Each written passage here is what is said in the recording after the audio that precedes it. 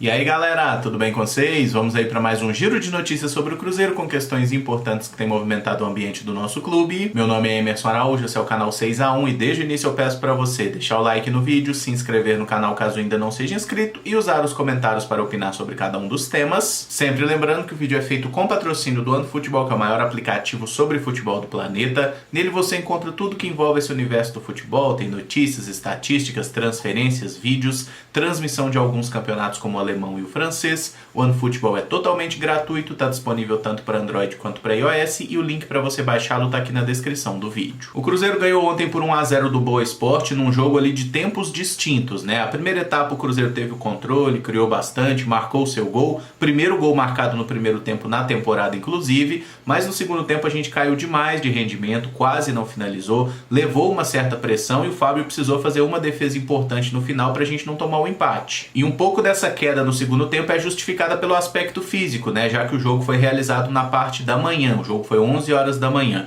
E só uma observação que eu acho importante a gente fazer, por mais que isso não seja determinante. O Cruzeiro jogou ontem uma partida pela manhã e vai ter ainda mais um jogo nesse horário contra o Pouso Alegre, tá? O América jogou uma partida, o Uberlândia, se eu não me engano, vai ter 3 partidas nesse horário e o Atlético Mineiro não vai jogar nenhuma partida nessa faixa de horário, que ela é muito mais desgastante, né, do que jogar à tarde, do que jogar à noite. Então são detalhes que a gente vê, né, que a Federação Mineira naturalmente sempre dá uma privilegiada no rival, a gente já está acostumado com isso, mas não precisa fazer esse tipo de coisa, né? Seria justo que todas as equipes tivessem as mesmas dificuldades. Com a vitória sobre o Boa, o Cruzeiro subiu para o grupo de classificação para a semifinal, ocupando o 4º lugar na tabela com 11 pontos. A nossa diferença para Pouso Alegre e Caldense está apenas no saldo de gols, o que mostra que a nossa vaga entre os 4 segue ameaçada. Na próxima quarta-feira a gente enfrenta o Coimbra. O bom dessa história é que o Coimbra manda seus jogos no Independência, então o estádio tem gramado bom, não vai demandar uma viagem, né? Então é importante para o Cruzeiro nessa preparação e o Cruzeiro precisa da vitória quando pensa na questão da classificação mesmo, né? Porque tem aí vários times embolados buscando essa 3ª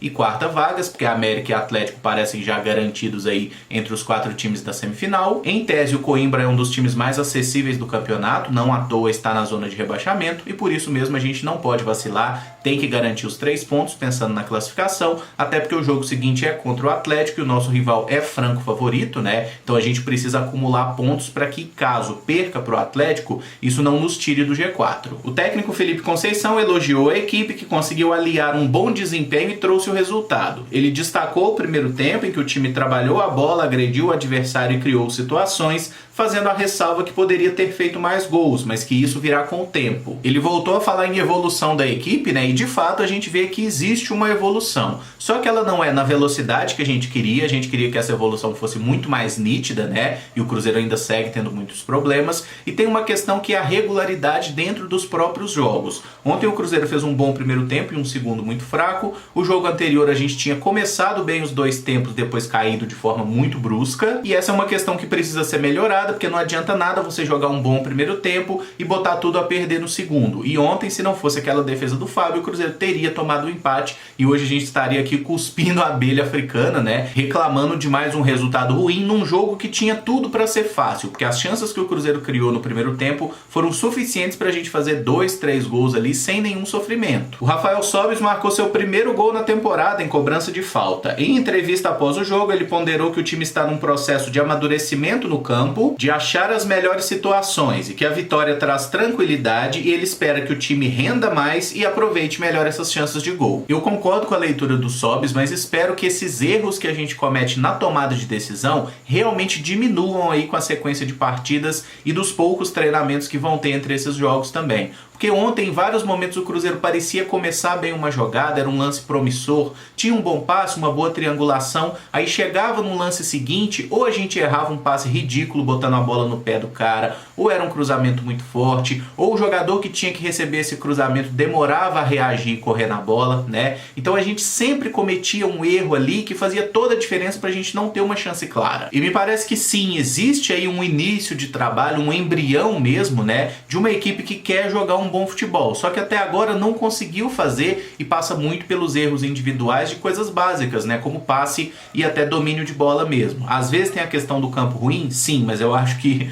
o mais ruim mesmo tem sido o nível dos nossos jogadores que têm abusado desses erros individuais. Quem também falou após a partida foi o volante Rômulo, que fez sua estreia entrando no segundo tempo. Ele disse que não foi fácil ter jogado os primeiros 30 minutos após uma longa inatividade, até considerando o forte calor, mas que foi um bom jogo e foi mais um a pontuar a necessidade de melhorar as finalizações. O bom é que todo mundo que falou após a partida enxergou mais ou menos aquilo que a gente também viu, né? Que o Cruzeiro criou chances de fato, mas está finalizando muito mal e está errando muito no passe final, na assistência, no cruzamento ou no próprio arremate. E assim, é claro que o único problema do Cruzeiro não é a finalização, tá? A gente está com problemas em todos os setores ainda. A marcação ontem no início do segundo tempo estava muito desajustada, a gente está cometendo diversas falhas. Mas até olhando os números do campeonato, o Cruzeiro tem a melhor defesa do Campeonato Mineiro e um dos piores ataques, né? A gente marcou apenas 5 gols em 7 partidas. E sobre o Rômulo especificamente, acho que foi uma estreia correta, não dava para esperar grande coisa de um jogador que estava parado aí há 9 meses, né? E eu espero que ele consiga se tornar uma peça importante do time na sequência do campeonato. Inclusive, imagino que pro clássico contra o Atlético, o Felipe Conceição deve montar um esquema parecido com o que ele fez no segundo tempo ontem, tirando o meio armador, botando o Rômulo pra gente ter 3 volantes, né? E com isso melhorar um pouco a marcação e o jogo de transição mesmo, a tentativa de ligar contra-ataques. Mas enfim, é muito cedo pra gente falar sobre isso e tomara que o Rômulo se firme e seja de fato um jogador importante pra gente. O superintendente médico do Cruzeiro, Daniel Baumfeld, falou sobre o trabalho de fortalecimento do meia Marco Antônio, que além do aumento de massa magra e ganho de 7 quilos, o trabalho aumentou em mais de 30% a velocidade do atleta e quase triplicou a sua capacidade de executar movimentos de força. Eu achei interessante esses índices que ele passou, né? Essa é uma informação nova até então, porque 30% a mais de velocidade, convenhamos que é algo bem destacável aí para um jogador que de fato nunca teve a característica de ser um velocista e por isso mesmo eu acho que o Marco Antônio não vai ter grande perda no seu jogo, né? Porque ele não é aquele cara magrinho, corredor, habilidoso, que a gente fala, se ficar forte vai perder a agilidade. A característica do Marco Antônio é outra. E essa notícia me deixou bem mais curioso para ver o Marco Antônio em campo, porque é um jogador que com a bola no pé sempre mostrou muita qualidade e o problema dele era principalmente a questão física e o excesso de lesões. Então vamos aguardar aí, quem sabe o Felipe Conceição pelo menos não relaciona ele para esse jogo contra o Coimbra, né? E quem sabe ele não ganha seus primeiros minutos na temporada. E para fechar, o zagueiro Léo concedeu entrevista ao Globo Esporte e falou sobre o processo de recuperação que está fazendo nos Estados Unidos desde dezembro para tratar uma lesão na cartilagem e um edema ósseo no joelho direito. O jogador disse que está se sentindo bem, sem nenhuma dor e deve retornar a BH nos próximos dias para acertar sua permanência com a diretoria. O Léo tem contrato até o fim de 2022 e garantiu que recebeu propostas para sair, mas não tem interesse e vai continuar no Cruzeiro. Dinheiro não é problema para o Léo, é um atleta que já tem aí uma carreira consolidada, são mais de 10 anos de Cruzeiro. Antes de vir para cá ele já tinha jogado no Grêmio, no Palmeiras, né? Então é um jogador que já deve ter um pé de meia bem ajeitado aí, não vai ter nenhum drama para fazer essa renovação, uma readequação salarial, né? Acho que ele deve aceitar numa boa, é só a gente considerar o fato desse tratamento nos Estados Unidos, né? Ele tá pagando do próprio bolso essa estadia, todo o tratamento lá, até porque se o Cruzeiro precisasse fazer isso ia complicar, né? A gente tá ruim das pernas. Eu tenho algumas dúvidas sobre a questão técnica do Léo, realmente na temporada passada ele não estava jogando bem, mas tomara que esteja plenamente recuperado, 100% fisicamente, e se ele falou, não quero sair, vou ficar no Cruzeiro, não tem o que a gente discutir, ele vai ficar no Cruzeiro. E aí abre um novo questionamento. Pra que trouxeram o Brock? Porque comparando jogador por jogador, o Léo é muito melhor que o Eduardo Brock, né? É só a gente considerar o próprio histórico do Léo aqui no Cruzeiro. Por exemplo, a Copa do Brasil 2017, jogando junto com o Murilo, o Léo foi espetacular. Depois de 2018 com o Dedé também. Pra quem fala, né? Ah, o Léo só joga bem quando tem o Dedé do lado. Não é o caso. O Léo teve momentos muito bons com a camisa do Cruzeiro e tomara que ele consiga reeditar isso. Ele deve chegar a Belo Horizonte ainda agora no início do mês de abril, vai sentar com a diretoria, deve acertar essa questão financeira aí e ser reintegrado. O próprio Felipe Conceição já falou que conta com ele, até com Henrique e Ariel Cabral também. O Léo eu acho mais fácil de aproveitar. Henrique e Ariel eu tenho mais dúvidas. Mas esse vídeo fica por aqui. Se você gostou, eu peço que deixe o like, se inscreva no canal caso ainda não seja inscrito e use os comentários para opinar sobre cada um dos temas abordados. Muito obrigado por acompanhar, um abraço e até o próximo vídeo. Valeu!